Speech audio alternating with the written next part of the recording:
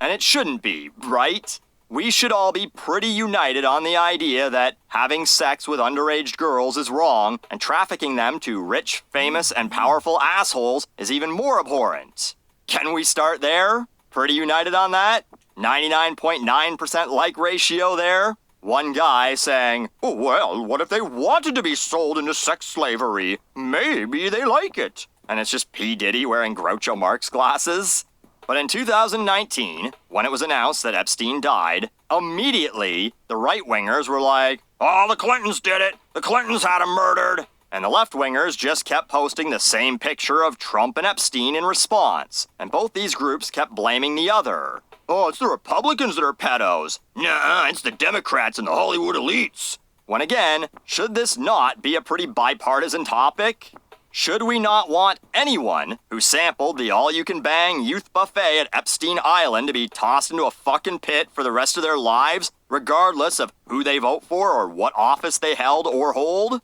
Well, I can tell you one person that doesn't feel that way. Scott Adams, the creator of the newspaper cartoon Dilbert. Over the last few years, he's shown us that he never intended for you to side with or identify with Dilbert. He's a lazy, shiftless employee who dares to defy his infallible boss. The boss is actually meant to be the hero of the story, the guy who blames everyone else when something goes wrong, thinks he's always right when he doesn't know what the fuck he's talking about, and wants everyone to kiss his ass. That's the guy you're supposed to love. So anyway, Scott posts maybe the fucking craziest take of the whole Epstein case. I won't read you the whole thing, but I want to start here. "We elect a president to decide, in part, what the public can safely see. Would you favor full disclosure of the Epstein files if you knew it would derail a peace negotiation? Would you favor full disclosure if you knew it would end Republican control of Congress and plunge the country back into a Democrat open border hellscape?" So what he's saying is, and believe me, this is a hypothetical. What if the client list isn't filled with Democrat names, but it's filled with Republican names? What then? What if a bunch of pedos went to jail and the only people left to fill those seats in Congress are people who didn't fuck kids? What if my God who art in the Oval Office, hallowed be thy name, was implicated and couldn't negotiate peace between two countries who've been fighting for half a century or more and will never get along? Take your pick as to which two I'm talking about. What if the only person who could stop World War III was a pedophile? Would you really want him to answer for his crimes? The fucking mind in that bald dome of Scott's. But anyway, yeah, Scotty, I don't care. This shouldn't be politicized. This should be about finding out who was there and what they did. It wasn't an empty island with Jeff and his harem going, no customers again? All right, kids, back to your studies. The Department of Justice made a big production out of releasing what they called the first phase of files, legitimizing cornball influencers like libs of TikTok by inviting them to the White House and handing them a binder full of absolute bullshit that everyone already knew. She was so proud to show it off. And since then, she hasn't said shit about the rest of it, because, out of nowhere, Trump became very vocal about not releasing the rest. He's suing the Wall Street Journal over their reporting of a birthday card that he supposedly sent Epstein. He's calling it the Jeffrey Epstein hoax and says it is being pushed by the radical left Democrats and just plain troublemakers.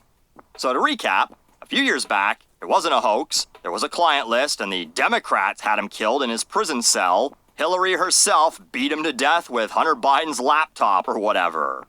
Then, once the Democrats were like, yeah, release all them files, see if we care. Oh, now it's a hoax. Kash Patel, the FBI director, in that first phase of releases, said there will be no cover-ups, no missing documents, and no stone left unturned. Well, I guess they unturned all the stones and are now claiming there's no client list, and Jeffrey Epstein did indeed kill himself in his cell. No one else was involved. Caving to the pressure of people within his own party, like Speaker Mike Johnson, one of Trump's own guys, or the old three-toed sloth herself, MTG, a woman who previously wouldn't say shit about her glorious boss if she had a mouthful of it, Donnie said he will push for the rest of the grand jury testimony to be unsealed. Names all redacted, of course, for privacy. But What's to release? FBI says there's no client list, so someone else is going to have to come forward if we ever want to know what happened on that island. One of the people who did know is also dead. Virginia Giuffre made her exit from this world earlier this year. No note or anything, but a life of being passed around by Jeffrey to Prince Andrew and a dozen or so other degenerates and not being believed probably had a little something to do with it.